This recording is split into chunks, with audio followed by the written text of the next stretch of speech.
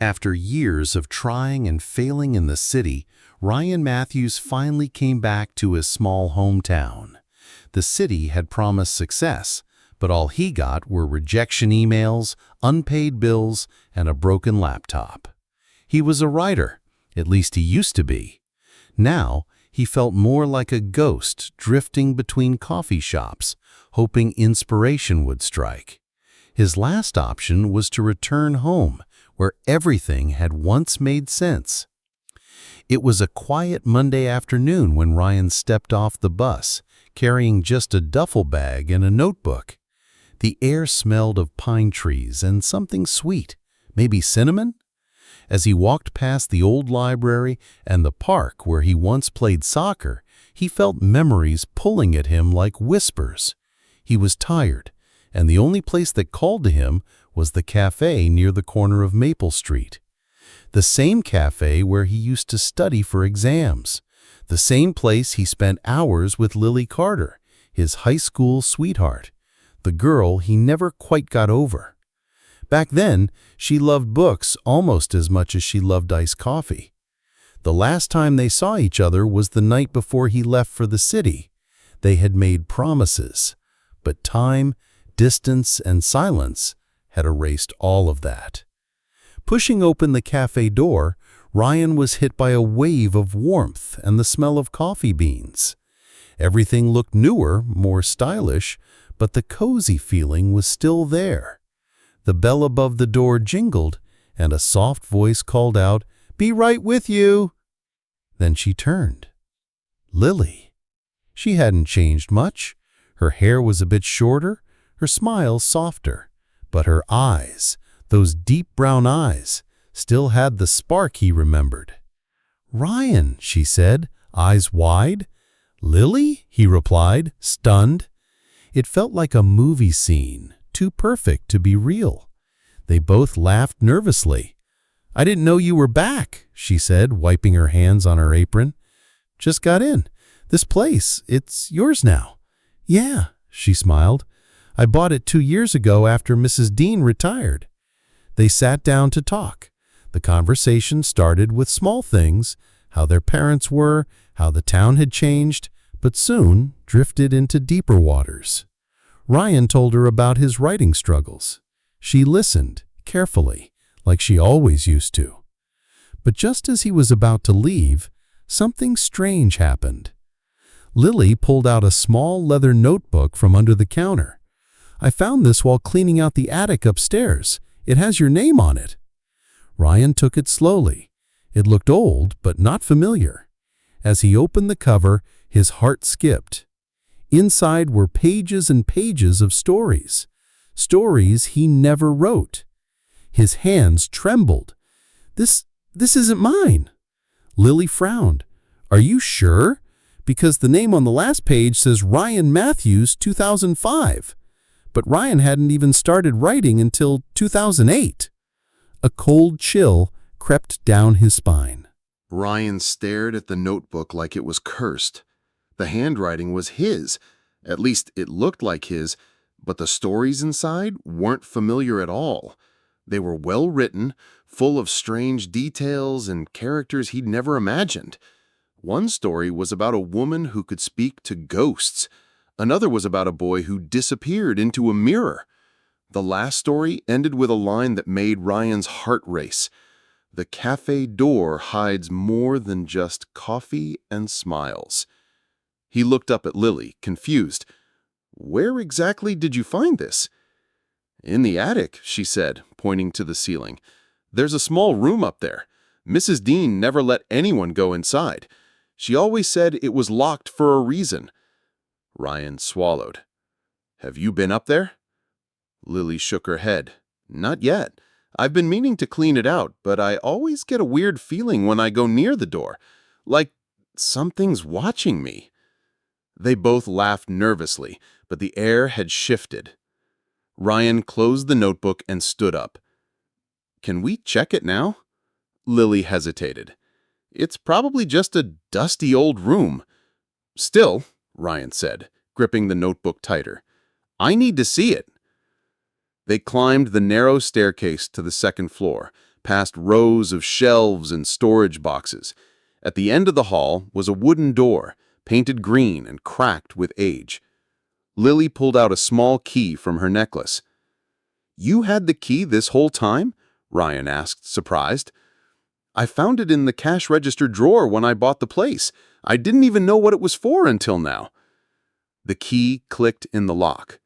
The door creaked open slowly. The room was small, dusty, and full of old furniture. A single window let in a beam of light, falling on a desk covered in papers. Books lined the shelves, some with strange symbols on their spines. But what caught Ryan's eye was a picture on the wall. It was of 3 teenagers sitting at a table in the cafe: Ryan, Lily, and someone else. "Who's that?" he asked, pointing to the third figure. Lily leaned closer. I don't know. It looks like you, but older." They looked again. It was Ryan, but not as he looked in high school. This version of him had a beard, tired eyes, and wore the same jacket he was wearing now. Ryan felt dizzy. That's impossible. Lily opened a drawer in the desk. Inside were more notebooks, each one labeled with a date from the past, and each one with Ryan's name on it. "This can't be real," he whispered. Just then, a gust of wind slammed the attic door shut behind them.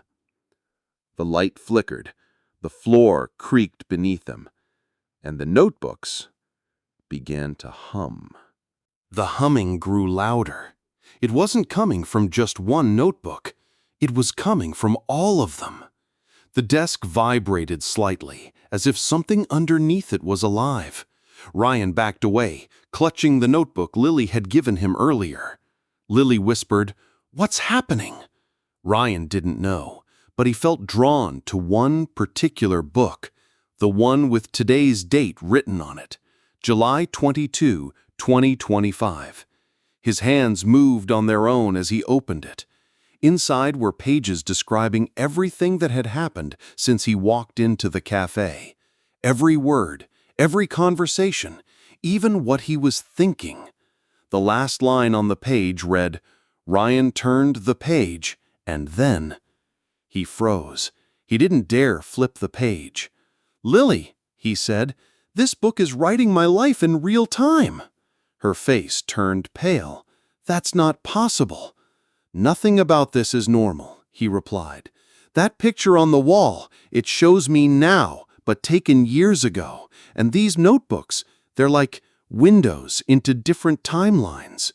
Lily was quiet, then said, "My grandmother used to talk about this place. She said the cafe had secrets, that time wasn't the same here. I thought she was just being dramatic." Ryan looked around the attic. What if this place is connected to something older, some kind of magic? Before Lily could answer, the light flickered again. Then the mirror in the corner of the room, one they hadn't even noticed, began to glow faintly. Strange symbols shimmered on its surface. "What is that?" Lily asked, stepping closer. Ryan felt something pulling him toward it. As he approached the mirror, the humming grew into a deep, rhythmic sound, almost like a heartbeat. He reached out and touched the glass. Suddenly, the reflection changed. He was no longer in the attic. He was standing in the same cafe, but it looked different. The tables were older. The walls had posters from decades ago. Outside the window, cars from the 1950s drove by. "I think it's showing the past," he whispered. Lily stepped beside him. "Can it take us there?" Ryan didn't answer. His eyes locked on someone in the reflection, a woman standing behind the counter. She looked exactly like Lily, but older, and in her hands was a familiar notebook. "I think that's your grandmother," he said. The reflection woman looked straight at him, straight through the mirror, and then she smiled. Before they could move, the notebooks on the desk flipped open at once. Pages fluttered, filling the room with wind. The attic lights burst, and the mirror's glow grew brighter. And then everything went still. Ryan opened his eyes and found himself sitting at a cafe table. But this wasn't Lily's cafe. Not anymore. The year on the newspaper beside him said June 2, 1956, and the waitress walking toward him was Lily's grandmother. Ryan blinked in disbelief. The cafe was alive with chatter, the sound of clinking cups and a smoky smell he'd never smelled before. The clothes people wore, the old-fashioned cash register, the black and white photos on the walls. It was the 1950s, just like the newspaper said. But how? How had he ended up here? The waitress, Lily's grandmother, smiled kindly and asked, "What can I get you, sir?" Ryan's mind raced. He had stepped through time somehow. The notebook, the mirror, the attic, they were all connected. He opened the leather notebook Lily had given him. The pages were blank. Suddenly, he heard a voice whisper, "Right." He looked up, but no one was near. The voice came again, soft and urgent. "Write what you see. Write what you feel. Write to change the story." Ryan's fingers trembled as he picked up a pen from the table. Words flowed onto the page, as if the notebook was guiding him. He wrote about the secret of the cafe, the hidden room in the attic, the mirror that showed time, and the mysterious woman who had once owned the place. He wrote about his own story, his failures, his return home, and his chance meeting with Lily. As he wrote, the cafe around him began to change. The people's faces blurred, the sounds softened, and a strange warmth spread through the room.